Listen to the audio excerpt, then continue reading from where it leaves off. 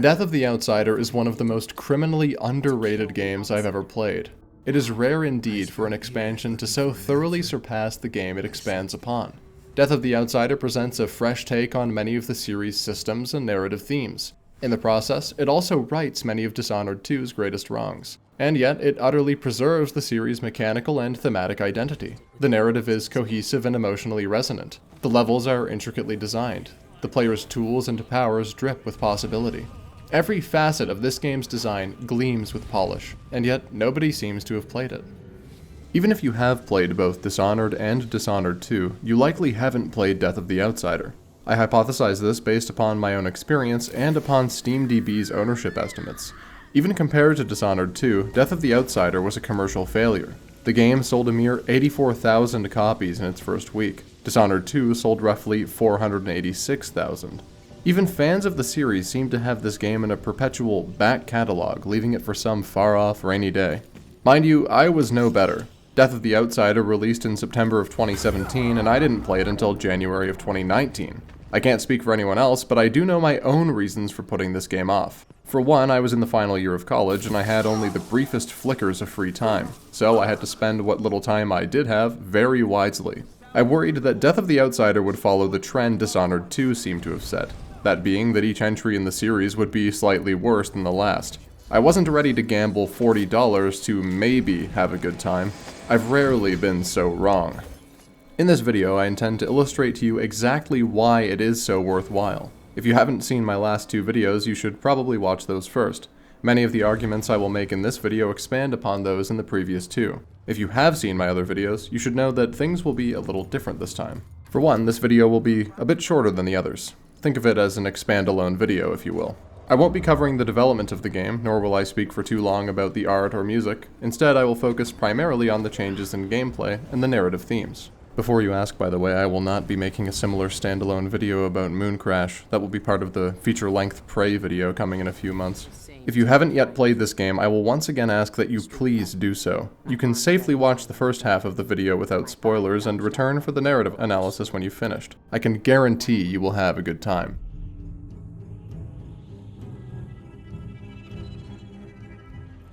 Death of the Outsider picks up right where Dishonored 2 left off. Billie Lurk has returned to Karnaca in search of her old mentor Dowd. She seeks his forgiveness and perhaps a chance at redemption, just as he had all those years ago. This narrative thread parallels the excellent introduction of Knife of Dunwall, an old assassin seeking to right past wrongs. The dreadful whale has breathed its last, marooned now in some forgotten part of the city.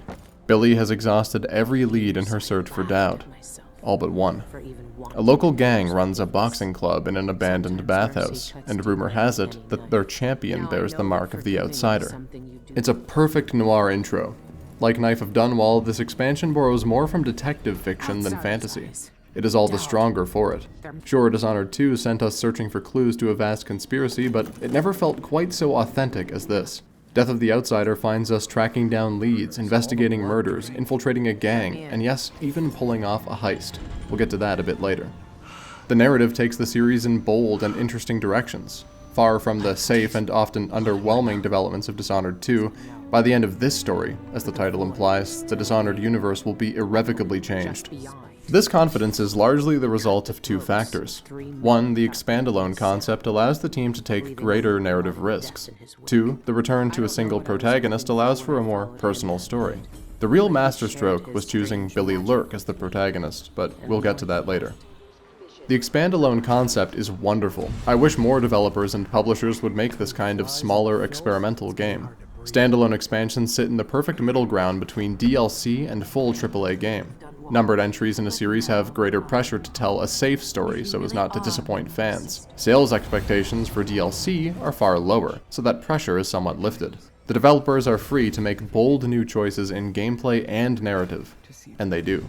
Reusing an existing engine and mechanics allows for greater polish too. The team can linger on the finer details when the majority of systems are already in place. In Death of the Outsider, this extra polish is clear in every facet of the game's design. There are fewer bugs, and the performance issues have largely been alleviated, at least on my PC. The player's new powers are delicately chosen and rich with potential. Missions, too, are carefully constructed to suit the player's new arsenal. Arkane trimmed all the excess until only the most excellent design remained. Releasing an expansion as a standalone title implies greater importance too. The phrase DLC seems to imply a measure of superfluousness. According to Steam, 10% of Dishonored players have played Knife of Dunwall. By contrast, SteamDB estimates that Death of the Outsider has sold a third as many copies as Dishonored 2. A standalone expansion implies it is essential to the narrative. Even though this is not always true, fans are more likely to buy in. I also feel that standalone expansions are far more consumer-friendly than DLC. AAA games tend to nickel and dime players for a set of skins, an upgrade pack, or skipping the grind. A standalone expansion must justify its price point by presenting an experience dense with content. Death of the Outsider excels in this regard. Before I get into the gameplay, I want to say a few things about the presentation. Of course, Karnaca is as beautiful as our last visit. I doubt I'll ever grow tired of its many sights and sounds. The extra polish in the art direction shows too. The environments are gorgeous, brilliantly lit, and dense with detail. Billie's character design in this expansion is wonderful too. I love the obsidian look of her new arm and eye. Of course, this game features another excellent score from Daniel Licht. Tragically, he passed away just a month before the game's release. This soundtrack is an excellent swan song from a brilliant artist, but it's sad to know we won't hear another of his beautiful, haunting melodies.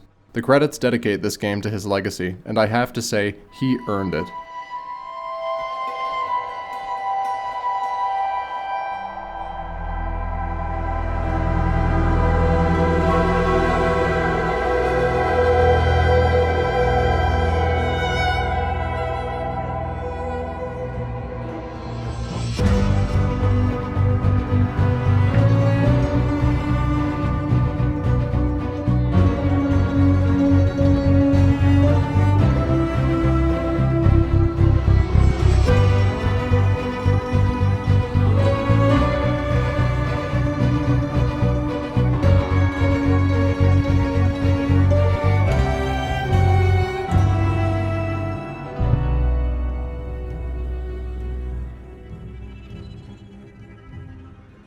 Death of the Outsider is, at its core, a more refined and polished version of Dishonored 2. With a solid foundation in place, Arkane narrowed the scope and focused on polish. Of course, there are some major changes too. Each is well considered, and I do agree with most of them, though not necessarily all of them. Let's begin with the changes that I do enjoy. The first major change is that mana, or void energy as the game would call it, now regenerates over time. The bar is divided into 3 easily readable segments. These communicate precisely how much mana each ability will use and how long it will be before the player can use another. Both of these changes are fantastic. Regenerating mana allows players to use their powers more often and take more risks. This results in a vastly more rewarding experience. The player always has access to their full repertoire of powers so long as they're patient enough. The game flow is thus never interrupted by the hunt for an elixir. If you ask me, this is a change that should carry forward through any future entry in the series. Your impulse might be to say, well, that makes the game far too casual, but I disagree. In fact, this allows the developers to craft far more challenging scenarios. They can throw more complicated problems at the player when they know the player has the tools to solve them.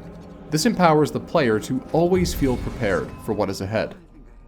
Following through on that, the player also has access to every power from the prologue onward. We no longer have to scavenge for runes to upgrade our powers. Instead, we can now use bone charms to alter their properties. Again, this is a change that I largely agree with, although only in this game. In a 20 to 30 hour long game, the player needs a sense of progression in some capacity. The player's power grows as the difficulty increases, defining a difficulty curve. Maintaining a sense of progression over so long a period is difficult indeed. The common solution is to drip feed small rewards over time. Larger, game-changing upgrades are typically reserved for pivotal story moments. These games thus maintain a sense of progression. In an 8 to 12 hour game, the power curve can be more generously weighted in the player's favor. Progression can take the form of side grades that add variety and tactical options. In this way, the player never feels underpowered at the start or overpowered by the end. Death of the Outsider executes perfectly on this design philosophy. Now, let's discuss the player's tools. Billie has only 3 powers: Displace, Semblance, and Foresight. Though this might seem like a disappointing lack of options at first, we soon learn otherwise. Each power has multitudinous applications both in and out of combat. Let's start with Displace. This is by far the best movement ability in the series. This power allows the player to place a marker, then teleport to it at will. So long as the location is within line of sight, the player can reach it. This includes teleporting behind grates, through windows, and inside of enemies. With an upgrade, the player can also use it like Blink if they tap the button quickly. Displace is thus far more flexible than Blink or Far Reach. For example, the player can prepare a marker before making a takedown, then make a quick escape. With upgrades, they could displace to a marker mid-combat, leaving a decoy behind to distract enemies. The sheer versatility of this power is astounding. Foresight is Billie's information-gathering power, taking the place of dark vision. By engaging in a bit of astral projection, the player can scout the level ahead. In this spirit form, the player can mark enemies and items, as well as set markers for displace. Time is generously frozen while doing so. Dark vision often felt to me like simple wall hacks. Foresight, however, feels like a genuine tool for strategic planning. We can scout ahead into a room full of enemies, plotting the best path around them. Or, we can use it in the middle of combat to stop and plan our next move Superhot style. This power also evokes a more exploratory feeling than Dark Vision ever could. In Dishonored, the upgraded Dark Vision allowed the player to see quest items across entire buildings. Foresight requires the player to actually traverse the space on the way to said items. This, combined with the absence of the heart, lends the game a far more genuine sense of exploration. Billie's final power, Semblance, is by far the most interesting. This power allows Billie to steal the faces of other human beings and wear them around like a mask. With the right disguise, the player can sneak past guards or enter secure areas. What's more, there are even some optional side objectives that require specific disguises. Of course, if the player arouses too much attention, enemies will see through their disguise. Wisely, this power does not consume any mana unless the player is moving. This allows the player to stop for a moment and plan their movements to best use every drop of void energy. This leads to some tense moments when the player must gamble whether or not they can reach the next safe area. It reminds me of the climbing stamina in Breath of the Wild. A simple mechanic, in this case walking, is made far more exciting by the desire to push yourself as far as you can. The theme that ties all these powers together is deliberation. Each of them encourages careful planning and methodical, surgical application. This lends the entire game the feeling of a perfectly executed movie heist. We plan our assault using foresight to gather information and set displace markers. We infiltrate using semblance as our disguise and displace to elude enemies. Of course, a heist never goes off without a hitch. In the end, we often find ourselves making a daring escape or fighting off the guards in a desperate last stand. Billie's arsenal of weapons and gadgets, however, is mostly familiar. The Voltaic gun has some interesting upgrades, like charging up your shots or using junk items as ammunition, but it's fair to say it resembles the crossbow in most every other way. One unique feature is the ability to shoot hag pearls and press buttons from afar. I wonder if this inspired the Nerf gun in Prey, or was it the other way around? This game's only new gadget is the hook mine, and it is a wonderful addition to the Dishonored arsenal. These mines suck enemies towards them, pinning them to walls and ceilings. Of course, this results in some hilarious physics-driven shenanigans. Hook mines have both a lethal and a non-lethal mode for greater flexibility, but I'm pretty sure the amount of head trauma some of these guards receive is about as non-lethal as getting hit by a train. The heart is thankfully absent from this game. Instead, Billie can use a grotesque talisman to speak with the local rat population. The rats speak cryptically, giving attentive players hints about their mission. I vastly prefer this approach. The player is delicately encouraged to explore all corners of the level. It feels far more satisfying than following markers here and there in search of trinkets. Instead, we're encouraged to stop and pay genuine attention to our surroundings. Arkane's refined design priorities and the narrowed scope ultimately work in this game's favor. Death of the Outsider is a shining example of how to do simple well. It is, in a sense, the antithesis to Dishonored 2's overburdened design. I hope they can learn from this success. But there's one last change I haven't talked about, and it's the one that has me really worried. You see, this game completely does away with the chaos system that I praised so much in the last two games. There are no narrative or structural differences between a lethal and non-lethal playthrough. At least not besides the obvious. Now, in microcosm, this is a change I can understand, even if I don't agree with it. Death of the Outsider is a much shorter game than Dishonored 2 or even the original Dishonored. It would make sense to remove the chaos system due to the shorter runtime. However, Knife of Dunwall and Brigmore Witches both featured a chaos system. This game is longer than both of those DLCs combined, so I just can't accept this excuse. This absence worries me, especially now that Arkane has revealed that Deathloop will not feature non-lethal options. Apparently players had felt weighed down by the moral choices in Dishonored. Forgive me, but wasn't that the entire point? If you'll recall, in my first video I featured this quote from Rafael Colantonio. In this case, when they do something like killing, and they knew that they could have avoided to kill, they might regret it a little bit. They might feel emotions that they would never feel otherwise. The Chaos system presents a motivation to ask genuine moral questions. In a typical shooter, one never asks themselves whether or not they should kill an enemy. It is simply how the game is meant to be played. However, in Dishonored, there is always a choice. The consequences of those choices are what make the moment-to-moment gameplay so fascinating.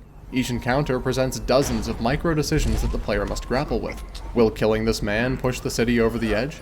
Is it worth it to spare this target's life, knowing what he's done? It's sad to see a feature I love so much completely absent in this game. I only make such a big deal of this because I worry it's not an isolated case. My fear is that this will become a trend in future Arkane games. Remove the consequences, feed the power fantasy. It's a slippery slope. I hope I'm wrong though. Hopefully Deathloop arrives and I'm surprised to find non-lethal solutions. Or perhaps it will present a sufficient narrative justification for their absence. At the end of the day, I have to trust Arkane will make the right call. Time alone will tell.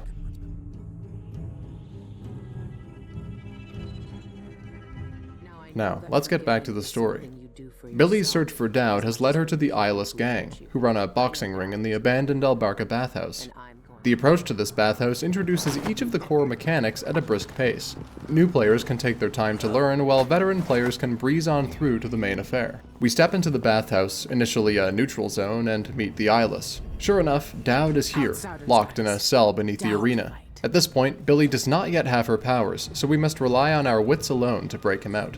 The rats will tip us off to a hidden path that we can use to sneak around and find the keys to Dowd's restraints. This mission also introduces us to the contract system. These are optional side objectives that the player can complete to earn a bit of extra coin. Some of these require the use of lethal force, which did disappoint me a bit at first, but you don't lose out on much by not completing these, so it's not a huge issue. I do enjoy the way that these contracts encourage the player to explore every nook and cranny of the level. There's some hidden areas you might never notice unless you pursue these. After snagging the key, we release Dowd from his restraints. He then makes his big pitch to Billie. I'm pretty sure you know where this is going. We're gonna kill the black-eyed bastard himself. What? Unfortunately, gods tend to notice when you plan to assassinate them. The outsider appears to Billie, but this time things are a little different. He does not offer her his mark.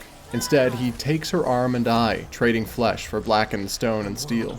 I have to say, the design of Billie's new arm is amazing. And of course, this connection to the Void unlocks Billie's new powers. Billie explains her experience to Dowd, which only renews their zest for deicide. Dowd sends Billie to the Upper Syria district to hunt down the leaders of the Eyeless cult. According to him, the Eyeless have somehow found the knife that made the outsider. It stands to reason that if the knife can make a god, it can probably kill one too. The mission that follows is fantastic. The Upper Syria district has a web-like design, each major area connecting to the others by walkways, side streets, and rooftops. What's more, we can pursue these objectives in any order we choose. We track down leads, investigate a murder, infiltrate a gang. It's all classic detective work. I love it. It feels like the prototype for a kind of open-world detective-based immersive sim. We learn that the Eyeless have hidden the twin-bladed knife in a bank vault. Yes, that's right, it's time for a heist. Back on the Dreadful Whale, Billie and Dowd plan the heist. Attentive players can take note of the information presented and use it in the mission to come. Billie hesitates to leave as Dowd's condition seems to be worsening, but he insists and she bids him farewell, perhaps, she thinks, for the last time. Billie heads back to the Upper Syria district. This time, our goal is to gather as much information as we can before the heist. On my ghost run, I used Semblance to masquerade as a nobleman and attend an estate auction. There I purchased laudanum, then scaled to the bank's roof. My goal was to obtain the perfect crime achievement. I had to go completely unnoticed, leaving the enemies and security systems untouched. I placed the laudanum in the ventilation system, which knocked out everyone inside, then infiltrated from above. By way of careful stealth and the clever application of a hag pearl, I reached the vault undetected. I snatched the twin-bladed knife and made my escape. On my loud and hectic violent playthrough, I instead battled my way to the vault's pulley systems. I threw the levers that controlled the brakes and sent the vault crashing down into the sewers below. With the bank in disarray and the vault cracked open, I grabbed the blade and made my exit. I describe my strategies to illustrate just how much freedom there is in this mission. The details of the heist are entirely up to the player. With enough prep work, you can make the mission far easier on yourself. I mentioned earlier that the theme of this game's powers was deliberation, and this mission crystallizes that ethos. The player must be exceedingly careful in both their planning and execution, unless of course that is they prefer to just smash and grab. When Billie touches the twin-bladed knife, the outsider pulls her into the void. He draws a parallel between himself, Billie, and in a broader sense with the oppressed peoples of the world. This is not the usual, "we're not so different, you and I" speech. No, this is the outsider trying to make a real connection with Billie. He's trying to empathize with her, and to make her understand that he is not what Dowd thinks he is. The question is, does Billie believe him? Does she really think that killing the outsider will fix the world, or is all her anger misdirected?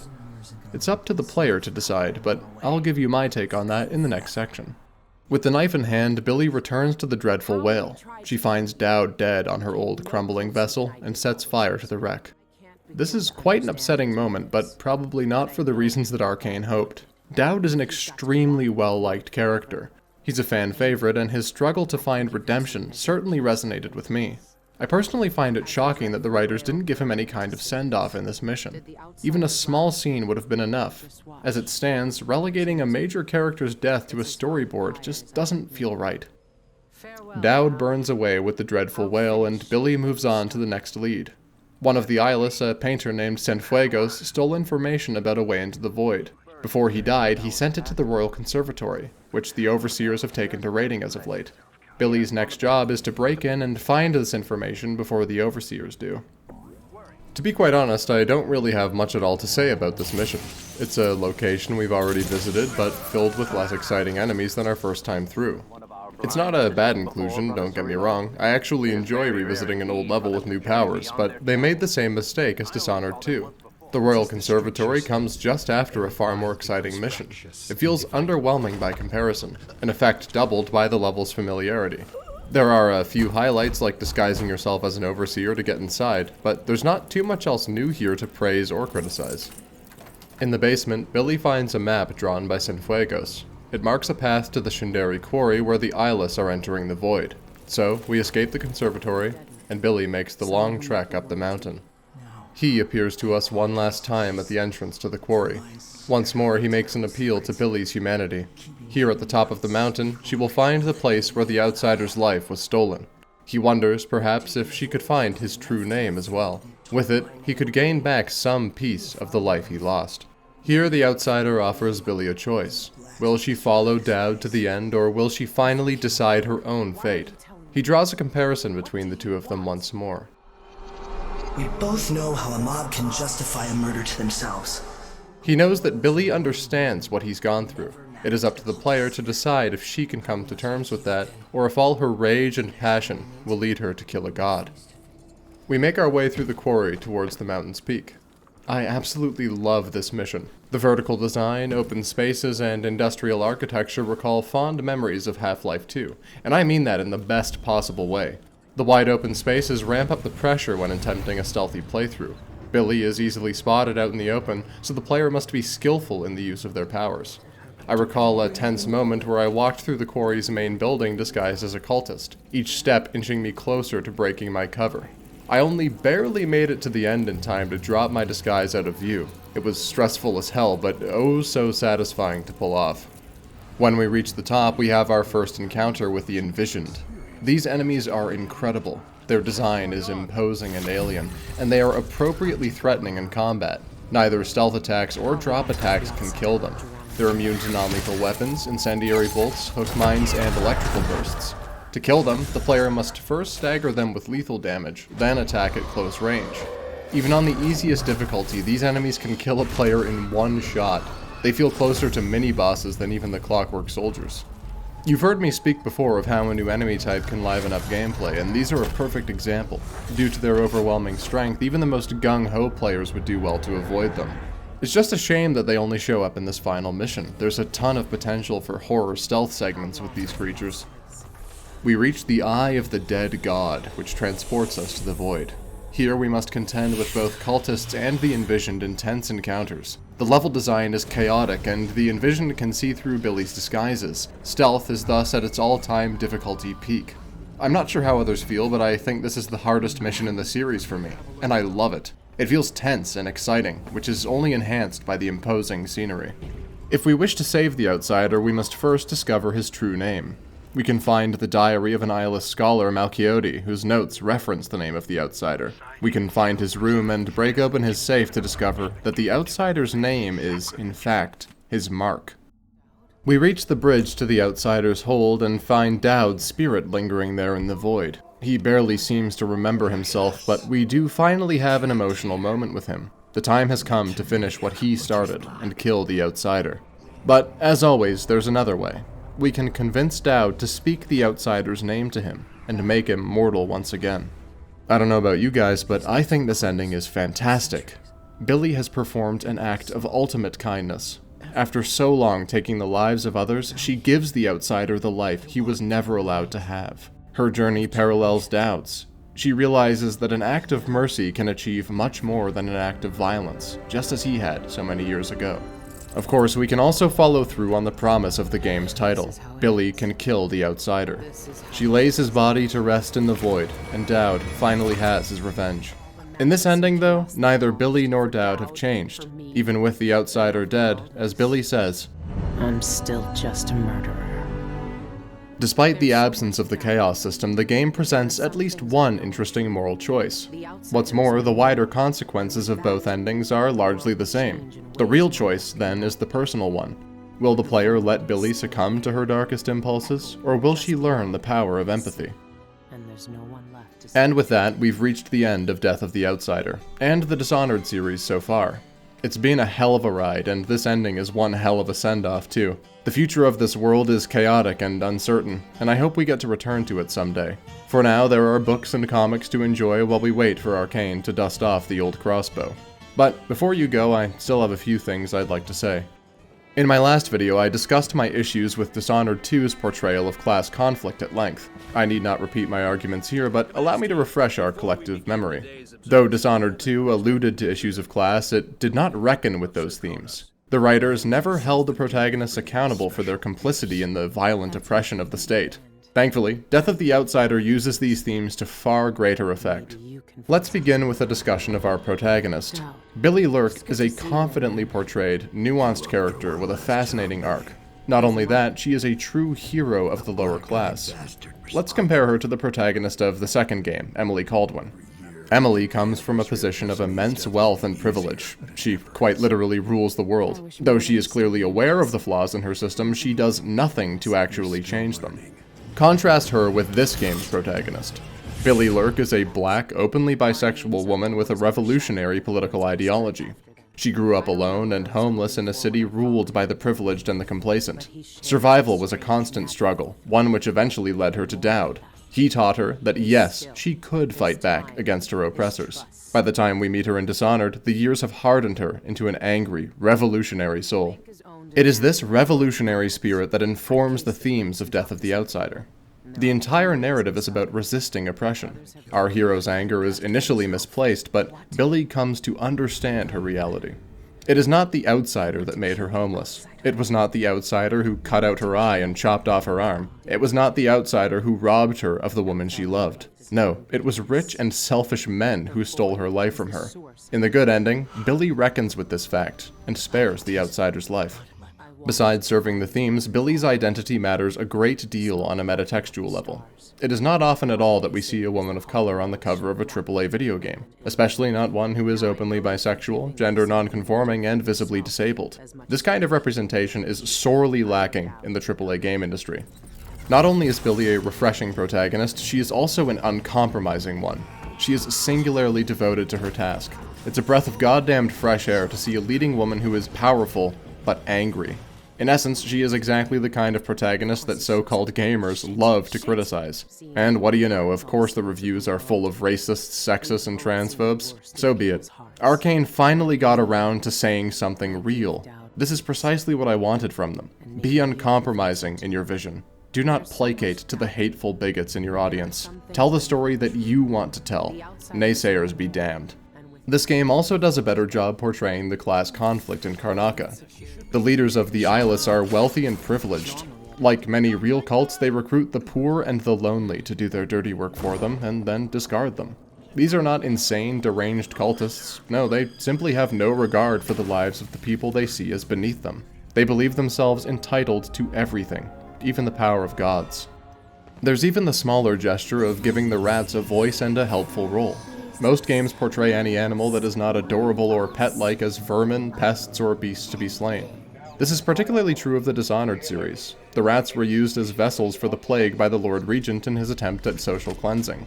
To see them here portrayed as thinking, feeling creatures is refreshing. It might not seem like much to you, but this is a surprisingly bold angle. If you'll allow me for a moment to be one of those vegans, I'd like to explain to you why I feel this way. In my Dishonored video, I spoke of how affected I was by the suffering of the whales in Dunwall. In the real world, most people ignore the suffering of animals they think of as livestock or vermin. If you ask the average person, "Does your dog love you?" chances are they'll probably say yes. But if you ask the same person, "Was the cow you were eating capable of love?" they will probably get pretty uncomfortable. Most folks simply don't want to think about the real suffering these animals endure. The same is true of rats. Since these creatures are perceived as pests, their own intelligence is often underestimated or ignored. Each rat is an individual capable of complex internal reasoning and, yes, even emotion. When you kill them for simply existing in the same space as you, this thought is suddenly quite hard to stomach. So it is that I find the portrayal of rats in Death of the Outsider nothing short of breathtaking. Arkane has given a voice to those whose voices we usually can't understand. The rats have been here portrayed as part of the downtrodden and oppressed. They are not pests or vermin, no, they are friends and companions on our protagonist's journey. The weight of that, I suspect, is likely lost on most players. In fact, it probably isn't even intentional, but it meant a great deal to me. Finally, I'd like to speak on the outsider himself. Previous games cast him as an aloof and possibly malicious figure. Now he is cast in a sympathetic light. He is the outsider, yes, but he is also very much an outsider. Like Billie, his oppressors robbed him of a normal life before he ever had the chance to live it. Our protagonist has more in common with him than she does with the zealots who deemed his very name heretical. To kill him, then, is in a sense to also kill a part of herself. There's also a lot of queer themes in this game, huh? Of course, you don't need me to illustrate these to you. Writer Dobromylskyj has already done a far better job than I ever could. In their fantastic article titled The Haunting of Billie Lurk, Queer Spectrality in the Dishonored franchise, they interrogate these themes at length. I won't do them the disservice of summarizing their fantastic essay here. Instead, I will entreat you, the viewer, to go on and read it for yourself. To my previous point, they illustrate how the outsider and Billie mirror one another. They are both outcasts, both robbed of their ability to choose and forced to become something they never wanted. They are both alone in their torment. To kill the outsider, then, is an act of self-destruction. Billie's true test is not to breach the void and slay a god, not at all. Her test is to look into that dark reflection, and to see in him every part of herself that she has come to hate, and accept it. The death of the outsider in the title is not the literal murder of the boy who became a god, no. It is Billie's refusal to accept that she is an outsider.